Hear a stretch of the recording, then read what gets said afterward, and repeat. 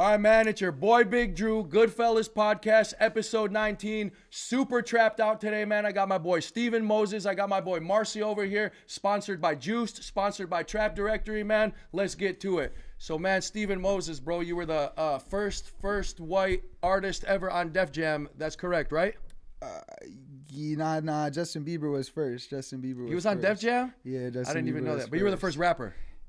First white rapper. Yeah, I would probably say so. Okay, yeah. cool, Yeah. cool, bro. So, you know, a lot of people know you. You were super popping. Let me ask you this. How did that even come about, bro?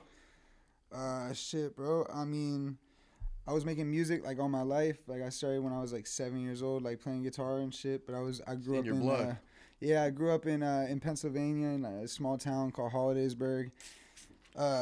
You know, I was making music out there, like kinda. But then when I was like 13, 14, I started I got into like smoking weed, selling weed there. Like we all did. Yeah, at that age. So badass kids.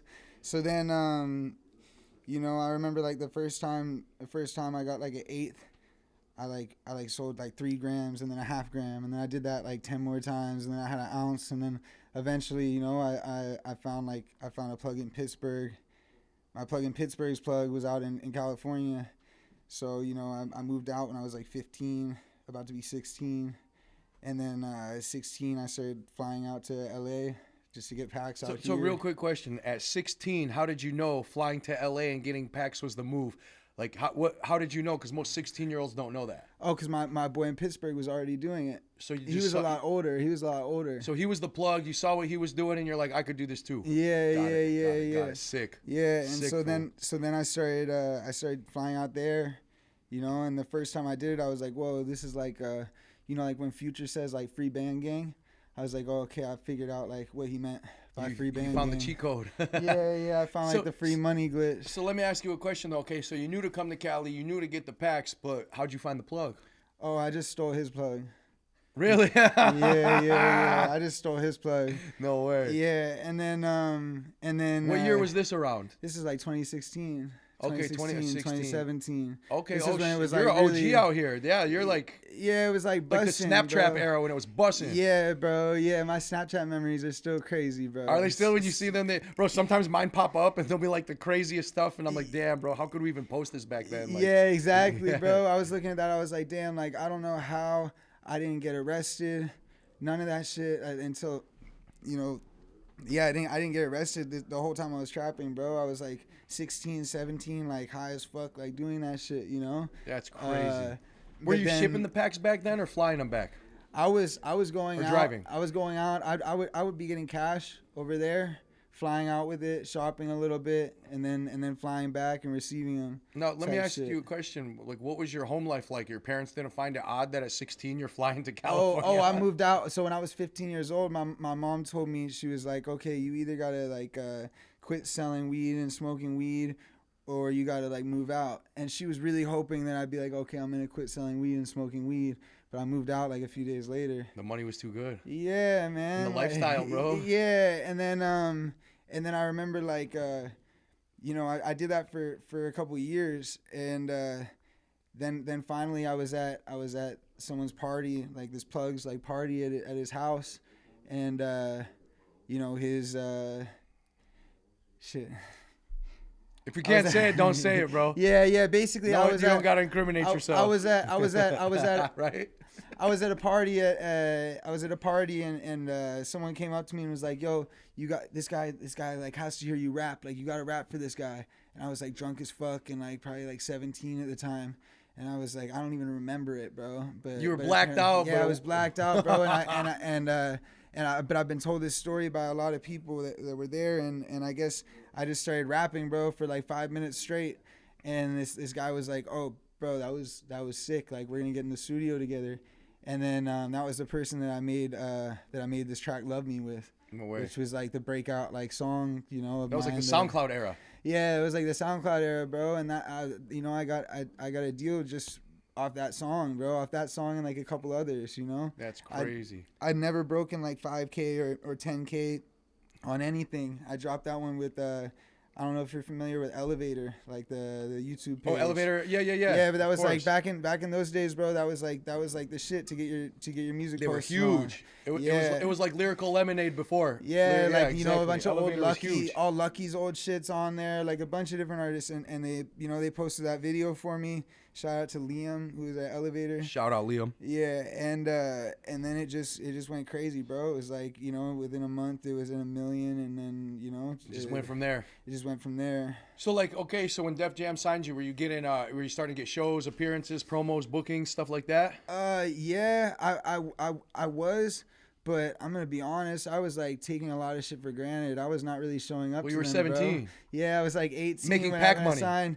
And I really, as soon as I got like the first advance from them, I was like, okay, I'm gonna be rich forever, because they gave me $500,000. At 18. Yeah, Crazy. so I was like, all right, fuck, like trapping. Like I don't need to do that anymore. I still did it for like a little bit, but I was like, Kinda I don't gave need it to up do at the that time. anymore. Yeah, I don't want to do that anymore.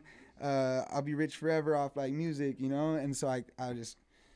Man, I had like bookings, all types of shit I didn't show up to. No you know way. What I'm saying? You were But just enjoying the money, fucking around, partying. Yeah. So how does Marcy come into the picture of us being here right now? Well, so at a certain point, I was like, okay, I'm done. I don't need to trap anymore. Like, you know, but there was still a need for packs.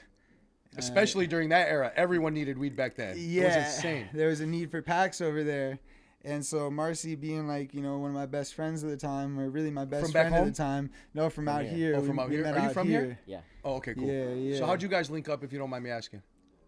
Mutual friends. Okay, mutual Yeah. friends, and you Yeah. were like, hey, He I'm actually doing bought this. a pint of lean off of me. No way, Yeah, sick. Quality. And I was gonna didn't- say, what was it back then? Walker Quali for Quali, sure, because Quali. Tech was already gone back Yeah. then. And what was how many pints was I trying to get? I think he was trying to get like 16. Yeah. And you got him one? I got him one. Okay. Some real quality back then, Yeah, though. real quality. Hey, people real. will kill for a pint of real quality right now. Yeah. Yeah, Back then, bro. quality was like the low one, but now people Yeah, would kill for a now, pint of yeah. quality. Yeah. And then I was like, okay, I'm not gonna go do that. And there was sort of like I mean, you can speak on it. Yeah, so then I moved out there, and I went out there just to see what was going on. We went out there together at first. We're to See, it was- Pennsylvania? yeah, to So you can see Altoona. his operation. To Altoona, Pennsylvania. He introduced me to a few people out there. I want to say like 3 heads. And I was like, okay, I saw him, like how he maneuvered. And everybody always told me, you got to be really careful how you move out here. It's not like LA. I'm like, Yeah, 'cause weed was fuck." still super illegal I'm there. like, I'm from LA, dude. I'm pretty hip, you know? So I get over there and I'm moving like I'm from LA, you know? It's very different. Very fucking different. Oh, yeah. East Coast is not like West Coast at all. At all.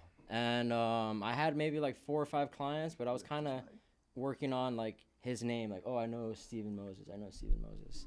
And yeah, I made some good money. I was there for 2 years. And this was what, like 2017 to 2019 era? I got busted in 2020. Okay. So You must got have out been there in like 2018. 2018. 2018. I was So in- he's your lean plug, or at least has sold you the 1 pint of quality. You guys hit it off, became friends. You said, hey, bro, I'm not selling weed no more. I want you to run the Pennsylvania operation. You flew out there. Okay, cool. And then I needed a place to stay. So I had one friend, old friend of mine. So he was like, I have a place to stay. He's like, if you come out here, you can stay with me. As you give me like the price of the packs. Like we had like a mutual understanding. So I was living with him. We were like, I was paying rent there. And it just leaded on to like selling blow, accumulating a gun, you know, and Real trap shit. we got arrested with 12 guns. He was showing me the article earlier, but I It's didn't want him to tell me the crazy, story. dude. So I It's wanted to hear the crazy. story for the podcast. So I saw that crazy. picture, the guns laid out on the table And I and looked like everything. all sucked in. I was strung out, man. What were you taking, if you don't mind me asking? Just prescription pills. Oh, okay. And Shout out to prescription pills. Yeah, I'm shout- sober from them now. Yeah, and yeah, man, it was a fucking crazy time. I my first offer was 35 years. Are you joking, bro? I'm dead serious, bro. I'm like, fuck, bro. Like that's fucking. At first, I was like, that's I'm gonna go with a public defender, see how that's gonna work for me. No. They're like, they looked at the photo. They're like, they told me, hey, judge saying first offer's 35 years. I'm like, oh, Did your heart sink into your stomach? oh, dude, it went so far, dude. I bet. And I called my dad. I said, hey, Dad. And actually, I called my dad and I said, hey, how's it going? He's like, I saw you on the news. I didn't even tell him yet. No way. I called him from jail. I said, hey, Dad, I'm in jail. He said, I already know. I guess the story aired here. No way. Oh, because back then it was still like drugs were a big deal. Like, yeah, so and then you were probably from LA, so it aired here. LA guy in Pennsylvania. Yes, exactly. And then my That's dad's crazy. like, dude, like, I don't know what you're going to do. He's like, how are you going to get a lawyer? So I ended up getting a really good lawyer through my, some guy that I met in there. He's like, dude, if you get this lawyer, you'll never regret it. I got this lawyer. His name is Jeffrey Weinberg, the best lawyer that I've. He was from Pittsburgh. Shout out to Weinberg, the good yeah, Jewish lawyers. Jeffrey Weinberg. Yeah, Yeah. 100%, bro. Yeah. He showed up with the pointiest shoes that were so clean, and dude, he was a gun. Really? He is a gun, not was a gun. He is a gun. So he was paid for. He wasn't a public Paid defender. for, yeah. Okay, so who paid for the lawyer at that time? My dad. Okay, Shout cool. out my dad. Shout out Pops. Yeah, and Jeffrey Weinberg. He said, "So do you want to plead guilty, or what do you want to do? Do you want to fight? Or you want to take it to trial?" I said, "Dude, we have 13 guns. There's photos of me holding guns. There's no fucking way, dude. You guys had blow, weed, everything. Blow, weed, fentanyl, pills, a whole bunch of Jesus. shit, bro." And yeah, I ended up doing a year minus a day. So you didn't have to go to prison. They kept you in the county. It kept me in the county, Yep. and I was there. I was there from February 12th until December 3rd. Okay. And How was the county out there in it's the fucking beautiful, dude. in the Pennsylvania country? It wasn't so bad, beautiful, right? bro. It was like camp. It was like summer camp, bro. I ended up, since I didn't have a violent crime, I ended up going to the kitchen, and then like making pruno all the fucking time. All the extra food you wanted. All the extra food. I gained so much weight in there. Not saying it was a fun time, but fuck, bro, I lived pretty fucking good. For being in jail, it And wasn't then so bad. eventually, basically. yeah, man, we were like shoveling snow, cause there's fucking snows there, you know. We were shoveling snow on the side of the jails, and some of the guys were like getting packages in. Yeah, you people know? throw them over the fence or drive by. And then also yeah. they'd like mow the lawns of the cemetery there. People get patches like that too, and it's like, you know, but you gotta keep your nose clean. You don't want to get high in jail, you know. And not even that, you don't want to get extra time. Exactly, and Especially then you're low security. there's a lot of people that fucking get cases in jail for smuggling. We had one guy, man, he got busted. He ended up having to go to the feds. He got caught with a whole bunch of deuce, like K2. Oh, okay. He What got do out there they called it deuce. Yeah, deuce, K2. Okay. Yeah, I remember K2 Spice. Yeah, K2. Yeah, Yeah, yeah. and it's like a chemical called JWH17 or something like that. And they spray it on like papori leaves here. But over there, they just spray it on like your Discovery packet. And they just roll it up into a thing and smoke it, right? So yeah, I met a dude. He was from the Fed. So what he did was he had to do some time there because he owed them time. And then he got a whole Discovery sprayed, double dipped. I don't know what the fuck he was saying, bro. Spray double dip, triple dip. Yeah, bro. But people were smoking and spazzing out, dude. Oh, I bet. Super Did dangerous. you smoke it in there? Don't lie. No, bro, I did No, you not. I didn't? did not Okay. fucking touch it, dude. After I seen what happened to my friend Travis Leitner, fuck, shout out Travis Leitner, dude. Shout out Travis Leitner, bro. Fucking solid fucking dude, bro. Solid fucking Is he? dude. Hey, Yeah. you keep in touch with him? Sometimes I think he got strung out because he's like got off of Facebook. But I used to talk to him Like all once the every fucking 6 time. months, he might pop up on Yeah, Facebook yeah, real quick yeah, and but disappear. he was like a legend at that jail. Really BCP, bro, Blair County Prison, crazy. an OG there, a veteran, you know. Yeah, that's the crazy thing about it over there. It's not even like it's like a prison town. Like there is no like jail. You know. So that's like it's- the industry there. Everybody has something to do with either the prison industry or catering to it or laundry services or some kind of shit like that. Well, Yeah. yeah, and it's weird. It's like who you know in there. It's like who you went to school with over there. Yeah, you it's know? so It small. Determines like how you get. how Like you get could be going to treated. school with if you went to school with the judge, the CO, the cafeteria person. This is Blair County, right? Yeah, bro. Crazy. It's so small, you know. Crazy, bro. Is that why you feel you got busted? Because it was such a small place and you were No, moving I like got- you were a LA guy? No, I got busted because my co-defendant beat up his girlfriend, and I guess she said I think it was like a domestic violence call, and I think he had a gun next to the bed, and then that led to them like, you know, following up like, hey, where do you have this gun? Then they looked him up.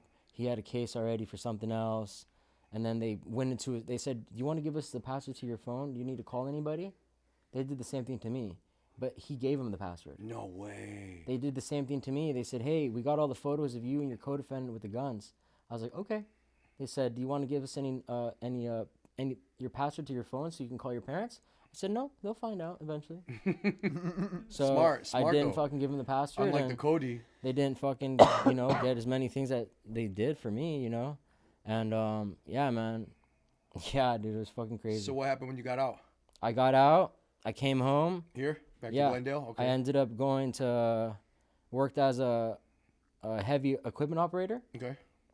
I was there for about a year, and I'm working on getting my plumbing license. I got injured. So this is like 2021-ish. Yeah. Okay. And I worked as a plumber since then to about a year ago when I got injured. I was hanging out with this girl, and she drugged me with fentanyl. Jesus Christ. And I had what's called an anoxic brain injury. So what happened was... What's that, like my over brain went poisoning of without, fentanyl? no, my brain went without oxygen for enough time to not lose my ability to walk, but my coordination when I'm walking is off.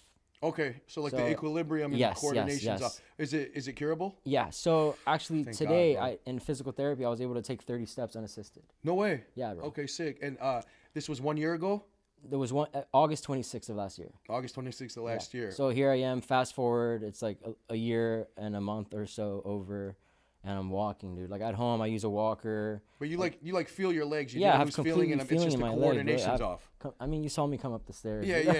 But I just like they're not. I numb, think you we can have feel like them. 20 stairs here. I went up them, no issue. But it's like Sick. I have complete feeling of my legs. There's no really like deadline to like when I'll be walking unassisted. It's more so like if I put in the work, I'll get there. So it's But like when your like brain and body catch together. Correct. But like I go to the gym 5 days a week. I do physical therapy 4 times a week. So I'm putting in the work, So why did she drug you?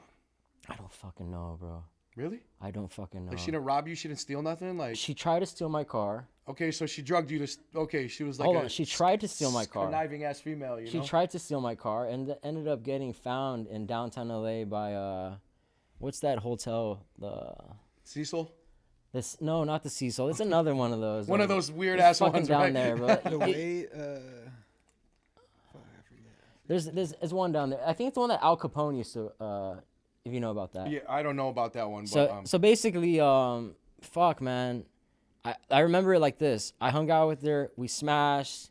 We were sitting in my car, and that's the last thing I fucking was remember. she a new bro. chick or you knew her? No, we were hanging out a few times. Maybe Okay. maybe hang out like a handful of times. Just like So meet she up. did and all that fuck. just to steal a car? Dude, she stole my wallet. Oh, okay. I had like $500 in there. That's the thing. She stole my keys that had my car keys in there, my house keys, everything. But my car was found in downtown LA. So for basically So $500 it's like- bucks is what she got. Yeah, and then she told the hospital when I got picked up that my name was John Doe. So my parents couldn't even find out where I was. Jesus Christ. So there was And like they didn't have your wallet. She did. So there was like I think it was like 2 days where my mom was like, "Okay, he's missing. Like, what's going on?" And they know my history. Like I used to use drugs, and I'm an ex-addict. So me too. Shout out to drugs. so they were thinking like I relapsed, So they thought you were off the deep end, They thought I hiding was- out in Exactly. fucking Skid Row or something, So just getting fucked up. So my mom's like, his air tag, I can't find it, and they ended up finding my car in in downtown LA. I don't remember where it was at. Hold on, let me look that up real quick. You said it was the Al Capone Hotel? Yeah, Hold on, let me see. he had like a fucking bar down there under. Like a speakeasy? Yeah, type beat, type beat. Type type shit. beat, type. Hold on, we're going to look this one up real quick, bro. Millennium Biltmore Hotel. I think it's that one. That's what it said. It said There's actually like an underground. Yeah. During Prohibition, he There's an used the underground hotel's tunnel. clandestine speakeasy. Yeah, there's an underground tunnel that leads to like another hotel. Yeah, it's called the Biltmore Hotel. Yeah, that's it. That's it. And fuck, man. So yeah, fast forward a year and like a month later or so, I'm walking and I'm getting my life back that's together, good, bro. bro. Yeah. So how long? How long was it? Weren't you asleep I was in for a minute? coma. I was just gonna say, how long were you out from that fentanyl? For 9 days, dude. No way. They were gonna tell my mom that I needed to get a trach in order to wake up from the coma. So wait, when she's real quick, rewind. When she said you were John Doe, she took you to the hospital? No, she called the ambulance. Oh, okay, I got it. And then okay. she drove my car, fucking took off. You know? So you came, she said, this is John Doe, I don't know what's wrong with him, and she just took off. left. Went on like a fucking drug spree. And then for 9 days you were in a coma. I 9 days I was Do you in a remember, coma. what's the last thing you remember before The last you thing I knocked remember is meeting up with her, bro. Like it's so fuzzy from there. And what did she do? Put the fentanyl in a drink, or I did you don't ever find fucking out? know, No bro. way. I was Scary. sober for Well, 7. that's so scary. I was sober for 6 months prior, dude. You know? Oh, so it hit you super hard. Oh, bro, I couldn't even imagine, dude. So like, I don't remember. I just remember. Do you remember waking up in the hospital 9 days I later? remember waking up in the hospital saying, "Where the fuck is that bitch at?" Right, that's the first thing you said. And my mom's like, "Dude, like, don't worry about that. Like, we're worried about you now." I'm like, "No, she has my wallet. She has my car." And my mom had already gotten my car, had already gotten towed, and Scary, bro. yeah, bro. Shout out mom. She got my car Shout back. out moms, man, holding it down. Always holding it down. My parents hold it down to the fullest, bro. Yeah, I was a have bad the kid. My best parents fucking held it down parents. too. So shout out to having good parents. That's for sure, bro. Such a blessing. But yeah, she insane. What a fucking story, bro. I don't understand, like, what benefit do you get from giving somebody drugs? Like, what, for fucking $400 and stealing my car? Bro, You it's left in downtown she must have LA? put like a half gram or gram into a have no drink or idea, something bro. for you to even get. It like doesn't that, take bro. much to overdose. But when you 9 day coma is a long yeah, time. it's true, bro. Don't you think it was probably also because it took a while for them for them to get you? Like maybe if they would have found you like 10 minutes later. Oh, you that's got the other thing, Narcan, too. Like 10 Well, minutes how long did she later. call it in It after? took them 5 Narcans, bro. 5 fucking Narcans, bro. That's crazy. Yeah, and luckily I heard that one of the EMTs had an extra on him, so he had that 5th Narcan. If you didn't have that, you might If have he not been didn't, here. I wouldn't have been here, bro. So, like, let me ask you this: how do you, other than your legs, like, do you feel back to normal in your brain? Everything? Oh like yeah, that? I mean, dude, I'm doing life is good. You're normal. all types of therapies. I have like occupational therapy twice a week, speech therapy twice a week. I mean, I talk perfectly fine. Yeah, you talk but perfectly fine. I was It's gonna say. like yes. I have physical therapy 4 times a week, and then I go to the gym 4 times a week. So it's like my job now is just therapies to Okay. get better. You know, Yeah. before this injury, I'm a plumber. You know, So you could bend over, pick bro, shit I'm up, do trying to everything. get back to work, but what I'm thinking about doing now is just to get my license and then hire plumbers to work for me. You know, Just be the CEO. yeah, On the exactly, big dog shit. Exactly. Nice. Yeah. So where were you when all of this was going down with him? Were Bro, you here in LA? Were I you was in? here in LA, but I didn't know. I didn't know for a minute. Like I didn't know Yeah. where he was. I don't talk to his mom, you know. So I didn't know for like how long was it until I got in contact with you? I think I had already been awake, and I think I was already at the hospital. And I want to say like Yeah, you were at the hospital when I first saw you. yeah, and then that's when he decided. He said we're trying to think of what we're gonna name my daughter. Yeah. And then he said, "Babe," and she said, "What?" He said, "I know what we're gonna name her middle name. Her name's gonna be Mariko Marcial Moses." Fucking fire. Good call on that one, bro. Yeah. So, you know, it's been one of my best friends for a long fucking time, bro. So when I heard that, I was still in the hospital bed, you know, and it just like brings me like warm to my heart, you know. Especially after that situation. I bet that So, felt good like, as hell. Exactly. So it's been a journey, dude. It's not anything easy. Like it's not something like a pat on the back. It's like it's really fucking difficult to deal with. Well, you hey, know? that's what they say. Don't hang out with the wrong females, right? It could ruin your Yeah, life. And we have like bro, this is like the scariest story I've ever heard. Yeah. Like you hear about people getting drugged with eye drops and their watches stolen in Vegas, but Yeah, like bro. this is bad, bro. Like It's I'm terrible, feeling, bro. man, There's that's is evil different, people in the bro. world, bro. that's real evil. there's Now, evil did people you in ever the find her fucking after? Did the cops ever find her? Did anything ever come of it? I know exactly who she is. I know exactly where she lives. No way. I know her name, everything, bro. But what I'm thinking is like, bro, I'm not trying to put any hate in the fucking universe or, because before my first thought was, how am I gonna fucking kill this bitch, bro? Of course. How am I gonna ruin her fucking life? I want her to suffer how I'm suffering. But then I thought about it. I'm like, dude, she's strung out on fentanyl, bro. She's already fucking Her suffering. karma's already getting her. Exactly. And the last thing that I heard from somebody, they said that she's strung out. I don't know where, but I heard that she's strung out. Next thing's the OD. She'll be gone soon. And you know, Natural selection will take its exactly. course. Exactly. So I'm not too worried about it. At first, I was very upset, Drew. Of Super course. upset, bro. I was thinking crazy fucking bro, thoughts. I fucking lose I was my thinking mind. crazy fucking thoughts, bro. Oh, I bet, bro. And I was thinking, how am I gonna prosecute her? How am I gonna sue her? My mom's like, no, dude. So how long after you got out of the hospital how many months or weeks were you like, you know what, fuck it, I'm gonna let this be go and just forget about the situation, karma's got her? Like, when did you finally like have a change of heart to where the evil thoughts stopped and you were like, you know what, just let her be? Well, my injury was August 26th. Okay. It took until January 1st. No, actually January 18th. That's when I got approved for the physical therapy rehab. Shout out Northridge Dignity. Northridge Dignity, baby. The best physical rehab therapy that I've had, bro. Let's get it. The best. And I was there for 3 weeks, dude. And that's when I decided, I was like, you know what? I'm gonna fucking wipe my hands clean and let fucking God give, you know? And he's a man of faith. Good call, Yeah, brother. bro. Damn, bro, that's a crazy story, bro. Both of you got some crazy stories. Yeah, then my lady ended up giving birth at the Northridge Dignity Hospital. No way. Or no, shit. I'm tripping. Take that out. We were trying to, but then we went to the Hollywood one. I'm tripping. It's all good. Anyway, Jordan, you got that? He'll cut it out. He'll edit it good. Yeah. Next one. Yeah, right.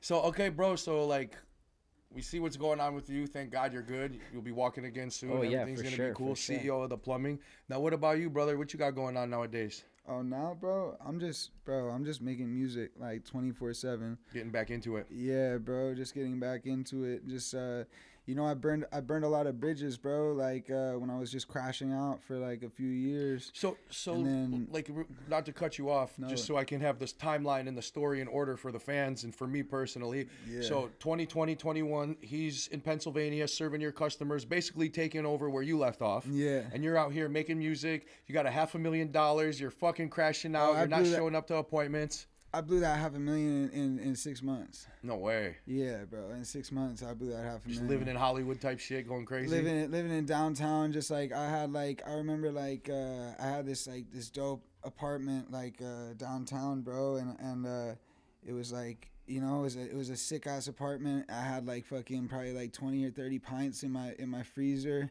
I thought I had like, if you ask me like, oh, what makes you like happy? I thought I had like everything that would make me happy, and I was just sitting there up in that apartment like damn, like I'm actually miserable. Damn. Like You having all realized that? shit. Yeah, bro. Like the most miserable I ever felt in my life, or one of the most miserable times in my life was when I had the most money, bro, and I had like all this shit because, you know, people around me were acting like different as fuck. I was having like, you know, meeting people and thinking I'm having friends, and then realizing all these people are really Leeches. really just around because there's something I have that they think they can gain from, or, you know what I mean? And if I'm up, bro, like I'm out like if I'm out like shopping or some shit, like buying clothes or something, and my homie's with me, like I'm gonna buy some shit for my homie too. Like I'm not gonna just be like, you know, spending money in front of my friends and be up and not like share that shit.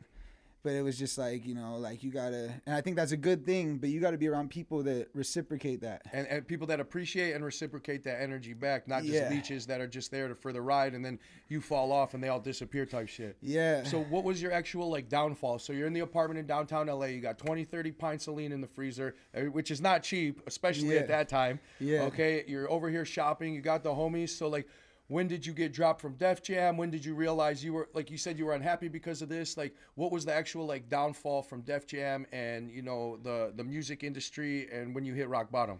Well, like, I mean, it wasn't like I was like dropped prematurely. Like I completed my contract with them, you know what I'm saying? But they definitely weren't like trying to re-sign my shit. Because you're just fucking up too much? Yeah, I was, you know, I was still putting out like, you know, music videos and still doing shit every now and then when like I could get myself together enough to do it. But like really the downfall, bro, was opiates. That's what like really got me, bro. Was it just lean, or were you doing perks and all that shit too? It was lean. And then when I first started sipping a bunch, like when me and him met, it was, you know, $50 a line, $50 a line. Affordable. You could get I got a pint of Tech. Like one of the first pints I ever got was like $600. Damn. I got a pint of Tech back in like 2018. Yeah, shout out Desert. 2018. Yeah, Tech shout out Desert, bro. Shout out Desert, TYC. Desert had pints Desert. of Tech for 600 in 2018. Yeah. That's crazy. In 2018, I don't even remember seeing Tech. It was just like walking quality. Yeah, bro. You know, it just like it got to a point where I couldn't afford to be sipping drink like that anymore. But I had a tolerance. I was sipping like a pint every 2 days. Yeah. Damn. And 8 ounces a day. Yeah, bro, and taking bars, taking Adderall, you know, so I could stay awake. Yeah. It's just like my boy was just going nuts. You know, were you at least making music and going to the studio, or were you fucking up with that even back then? I'd be going to the studio and I'd be making music, but I would be going to the studio fucked up. I'd be doing like dumb shit in the studio, bro. Like, you know, like not acting like myself. And I still made a bunch of like, you know, a lot of music that I made in that time period. It was great, but it wasn't sustainable, you know. And then when it stopped being, when the drink stopped being around, it was like, okay, like perks, like the blues. And then, you know, it got to a point where I stopped doing blues because I was spending so much money on blues, and I got put on by like an older homie to black. And I started smoking black. Oh, man, shout out tar. I went through a bad tar addiction in like 2013, 2014, bro. Yeah. That's crazy, bro. Hey, that's an exclusive for the camera, too. No one's heard me say that one. But yeah, bro, damn. So you got on the tar, too? I got on the tar, bro, and I wasn't shooting it or nothing. No, me neither. I was just smoking I was just smoking, bro, on sticks and shit like that, bro, on foil or on sticks. And yeah, it was the best when I first started doing it. But then it got to a point where it's like, you know, at first I could get like a half gram or a gram and be good that day. But that shit, that tolerance builds quick, bro. Yes. Quick, especially when you smoke it for some reason. You build a tolerance quick as hell. I don't know why. And I'd be doing that shit from morning to night, bro. And you know, I feel like also I was doing that shit to numb out a lot of shit, like to not deal with a lot of trauma, like kind of from my past, bro. Like, so, you know, I was using it as like a crutch. And I wasn't just doing it for fun. I was doing it all day. And then, you know, that same, like, older, like, homie, you know, put me on to Fetty, bro. Damn. And this was in, like... Were you smoking Fetty, too? Yeah. No way. I never smoked Fetty before. How was that, bro? Bro, terrible. At first, I thought it was, like, the first time I did it, and I had a tolerance to black. The first time I did it, that shit knocked me the fuck out. And then I woke up a few hours later, and I was like, damn, I don't even remember what just happened right there, but I want to do it again. No way. And then, you know, it got to a point where, like, at first, bro, I could, you know, have like... Was it the fake blues, or was it just the white powder? It was a white powder, bro. Okay. Yeah. It was a powder, bro. And at first I would do Pure like fan. a point or a 0.2, you know, and throughout the day maybe, or a quarter gram. And then that shit escalated, and at the peak, bro, I was doing a ball every day. How much was a ball at that time? How much was a ball at that time? At first it was expensive. Then I was like pretty plugged in, and like I knew someone with a lot of it, and I was getting it cheap, bro. Now, was this after Def Jam you finished the contract, and how were you funding your addiction? Was it just from selling packs still and doing what you were doing? This was like, you know, so I'd gotten that 500 from them. I blew that in 6 months. Then after that, you know, I released a full project, Love Me, Leave Me is what it's called.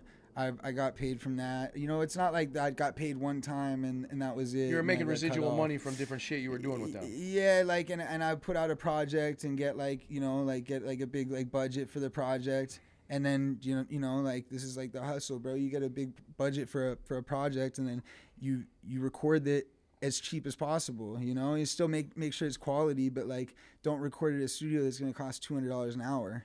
You know what I'm saying? Record as someone that you know that's the homie that can mix it just as good. Yeah. And I kept everything, like, bro, every official release that I've done to this day, like if someone produced one of my songs and it's out, that's like my brother. Like that's like, or at one point was like my brother. Like I wasn't just working like when I was with Def Jam, bro, I could have been working with whatever producer I wanted. You know what I'm saying? But I didn't. I stuck with the same producer for the 2 projects I released with them. I was like, part of the deal I had with them was like, okay, yeah, I want this guy to be a part of the deal too. I'm not going to just sign with you if you're going to be like, oh, you have to work with this producer or that. You producer, wanted the people you wanted. Yeah, bro. I'm the people you came up with, basically. Yeah, man. Yeah. I'm a loyal person, bro. You know, so I wasn't going to just be like, oh, yeah, like let me just work with whoever's going to make the biggest record. Like, you know, this music shit's really sacred to me.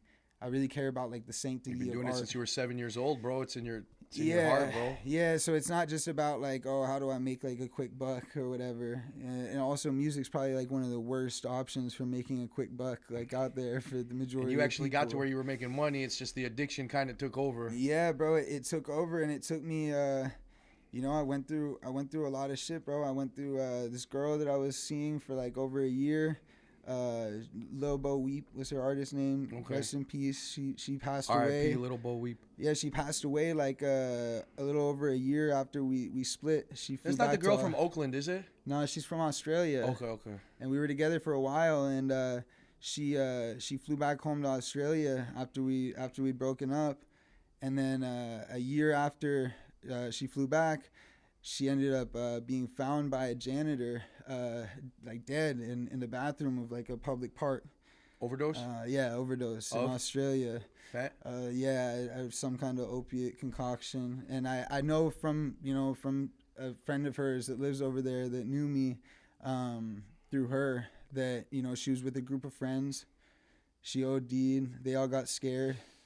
And then they left her there. No way. And then So she she was could have been found- saved, but they just got scared and dipped. Yeah, man. And she was found like a little over 3 Jesus days after Christ. by a janitor. And then, when she passed away, she had a pretty big following, like on like SoundCloud and on YouTube and just Instagram and shit for making music. Yeah. So when she passed away, instead of blaming like the friends that she was with out there, or like saying like, yeah, people OD, adults take drugs and then overdose, it happens. Even though, I hadn't seen her in over a year, all her fans were like, oh, it's his fault. It's his fault. And That so, probably hurt, huh?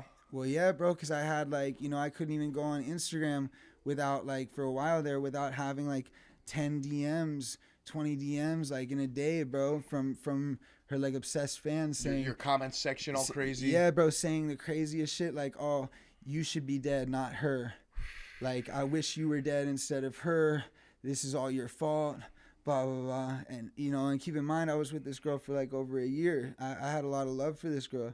It's just we weren't good for each other, Enablers. Yeah, we were enablers, bro. We were both adults, and like, we both had fucked around with plenty of shit before we'd met each other. You know what I'm saying? And then we Crazy, met, bro. and what happens if two people fuck around and meet and get in most of the time you're not gonna meet and then be like, oh yeah, we both got to get sober right now. It doesn't end up well usually. Yeah, you know what I'm saying? I know, trust me. But like my I know my personal experience, bro. Trust me. bro, my hope, like Fuck. what I really hoped would happen was that she would go back to Australia, and then I knew she was gonna stay with her family. And I was just hoping she would reconnect with like who she really was, because I don't think she was the person she ended up like becoming. Well, LA will eat you alive, bro, if you're not ready. Yeah, man. And so that shit happened, and it when that happened, bro, and I started getting all these crazy DMs and everyone blaming me. It was the trauma of, okay, this girl that I had love for, like really loved at one point, bro, had died. There was that, but then there was also all these DMs that I'm getting saying like, oh, it's your fault, oh, it's your fault, it's your fault. And instead of just, what I should have done was I should have just maybe, I don't know, disabled my Instagram and like flew back home and like to Pennsylvania and some soul searching, spent maybe? time, or traveled or spent time with family. But that's not what I did, bro. What I did was I isolated super hard. I stopped hanging out with any of my like real friends that I knew cared about me. And I just got deeper and deeper into addiction. Yeah. And it was like that for years, bro. Until shit, probably like 2 years ago. So 2 years ago was like your sobriety journey? 2 years ago, is like when it really started. And how did that happen? It started with, there were a couple times, I knew for a long time that I didn't want to be on opiates, like at all, but it was just impossible to stop. Oh, they're the hardest thing, bro. Hardest Yeah, thing to man. quit. And so, I'd gone to rehab like a couple of times. I would go be there for a week, 2 weeks, 3 weeks. And then Is that how you know our producer Jordan? I know our producer Jordan through our friend Wet Brain, who Do I know Wet Brain? No, okay. Yeah. Not yet? Oh, he's gonna be another one? Bro, Okay. he's a sounds trip. good. He's a trip. No Yeah, way. Yeah, Hey, shout yeah. out Wet Brain. We'll see you soon, bro. Yeah, shout out Wet Brain. But you know, I went to rehab. We call him wet brain because he smokes PCP or Sherm. Nah, he's sober. Oh, okay. He maybe he used to. I don't know. He can Okay. tell you all about that. But Okay. but So you're saying you didn't want to get on opiates? You knew for a while. yeah, but it was just impossible, bro. Until actually, what got me off of it, I went to Mexico, bro, and I went to this retreat where they do Iboga. I don't know if you've heard of Ibogaine or Iboga. Not necessarily, no. Can you So enlighten me? yeah, it's like you're familiar with DMT, right? Of course, yeah. Okay, Shout out DMT, man. So DMT they make from the Mimosa For real. hostilis, right? And that's Okay. how they process DMT. And DMT is very different from any psychedelic. It's different from LSD, mushrooms, etc. Iboga is the same in the sense that it's a completely different psychedelic. It comes from a bark of an iboga tree. So it's like DMT, but it's not DMT. Yeah, it's like DMT in that it's so different from any other psychedelic. Okay. There's some similarities though, but you know, I went to this retreat in Mexico and I did this like intense psychedelic for like 3 days. And when I went over there, I was addicted to fentanyl. They gave me like poppy tea and like oxys for like a week to get the fentanyl out of my system. Yeah, just to knock you And down, wean you off. then they dosed me with Iboga, this psychedelic, literal like. How do you take it? They take a bark and they grind up the bark and they put it in capsules. And you just take it like a pill. Yeah, but you'll be Interesting, okay. taking like 30 of these pills, 40 of these pills A day? Yeah, like you start with like a small dose. They call it like a hunter's dose, and because African tribes would actually take Iboga and then go hunting, they would take it every day. How does that shit make you feel? It's when you take it in a small dose, it just heightens your senses. So like your sense of vision gets way better. Okay. Your sense of smell gets way better. You just get super in tune with yourself and your surroundings.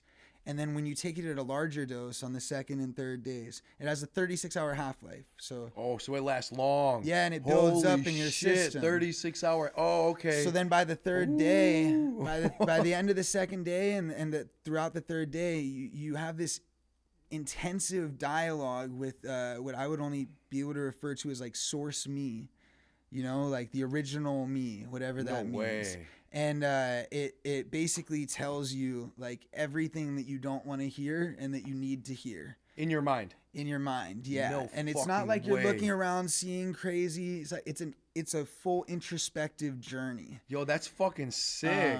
And then when I was done with that, I didn't need the poppy tea or the oxys. I didn't have any withdrawal symptoms whatsoever.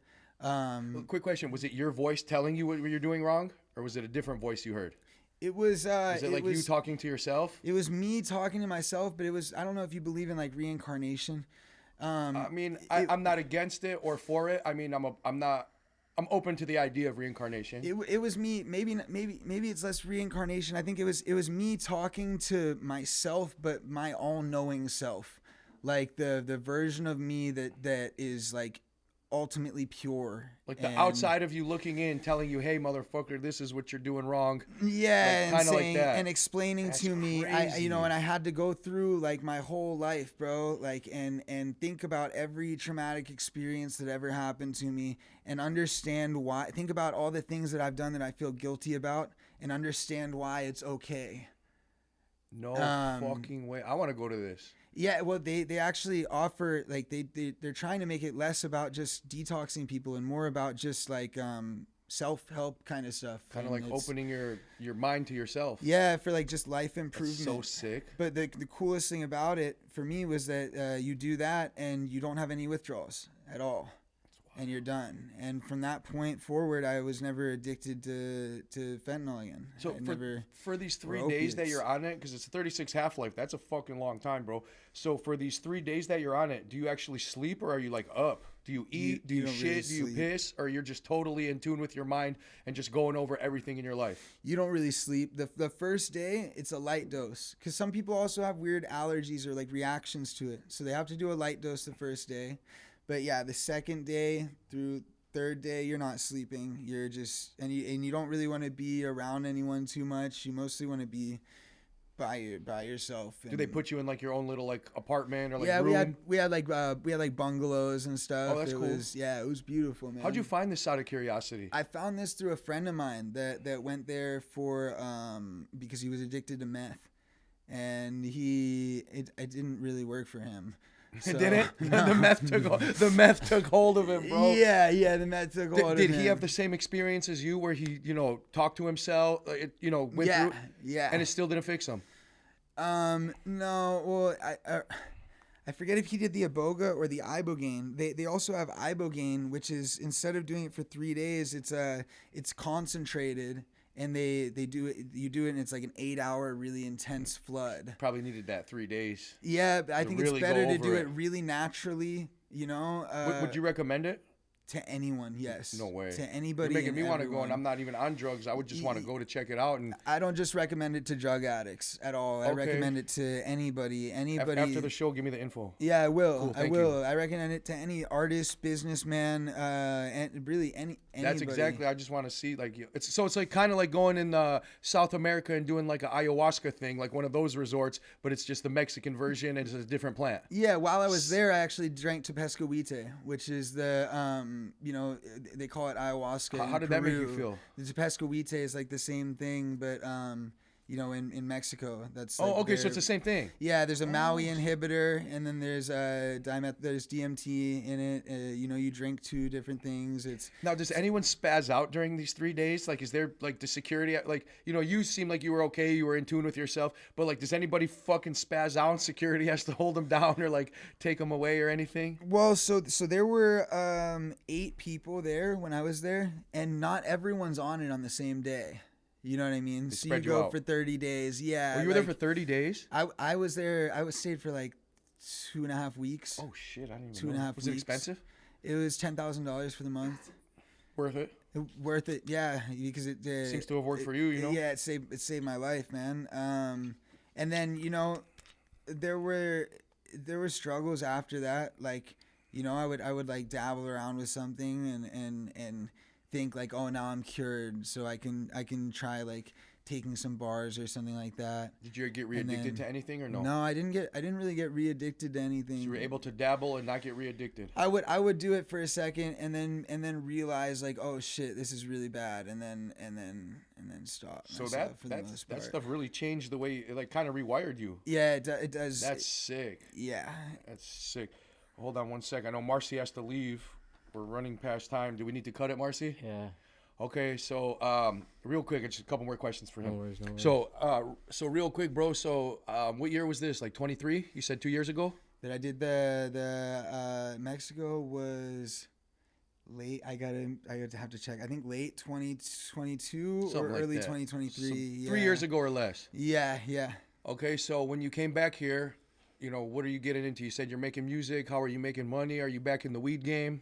No, not so much in the weed game. Just making music. That's really what I'm doing like full time, bro. I'm like YouTube money, promo money, some appearances here and there, things yeah, like that. I've been trying to be, I'm trying to start like getting into like writing also and like production, but now at this point I'm really just focusing on like my own career and getting that back, Well, hey, brother, it was this was one of the best podcasts we've had right now. These stories were sick, insane, amazing, touching at the end, you know what I mean? So any last words for the fans, bro, at home? Just stay chill and stay tapped in. Stay chill, stay tapped in, man. Any last words, Marcy, my boy? Yeah, lock in, guys. You gotta lock Lock in. the fuck in, dude. Lock the fuck in, man. Yeah. Stay true to yourself. Lock in. Don't get doped out like all of us have. You know what I'm saying? It's just. Yeah. And if you do get doped out, and if you feel like you're fucked, and if you feel like you can't get out of it, you can. I promise you can, and it's within you. You know what I mean? Like psychedelics, all that shit. Like great, whatever. But to be honest, at the end of the day, it's all within you. That shit is within you, and you have the power to make your life whatever the fuck you want it to be. So if anyone tells you otherwise, or if you have this voice in your head telling you otherwise, you got to shut that voice up, and you got to trust in yourself. This world can be yours, no matter who you are. That's what I really believe. So, hey, man, appreciate you guys coming on, taking the time to visit us. Goodfellas Podcast, episode 19. We are out. Sponsored by Trap Directory and Juice, baby. Let's get it. Like, comment, subscribe. What?